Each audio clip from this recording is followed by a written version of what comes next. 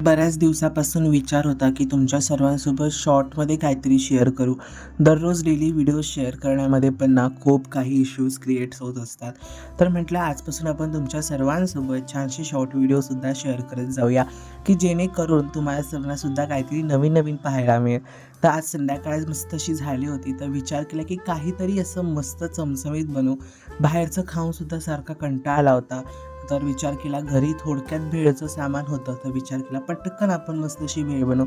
तर छान कांदा, टमाटा, कोथिंबीर सगळं चिरून घेतलं आणि छान अशी मस्त चटपटीत आणि पटकन होणारी अशी भेळ बनवली.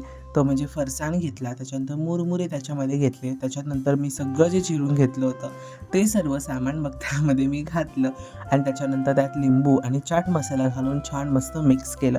तर ते सर्व होईपर्यंत मी एका साईडला चहा ठेवला. चहा ऑलरेडीच होता, फक्त छान त्याला उकळवायचा होता.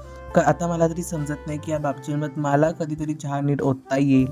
तर त्याच्यानंतर चहा झाला. चहा झाल्याच्यानंतर मग मम्मीला आणि आम्ही दोघं जण मस्त खाऊन घेतलं.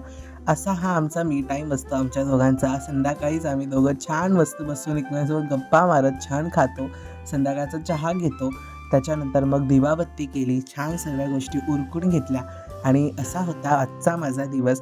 त्याच्यानंतर सगळीकडे सुंदर मस्त अशी छान दिवे लावतो आणि स्वामींचं आणि आमचं काही नातं वेगळंच. चलो सर्वांना श्री स्वामी समर्थ.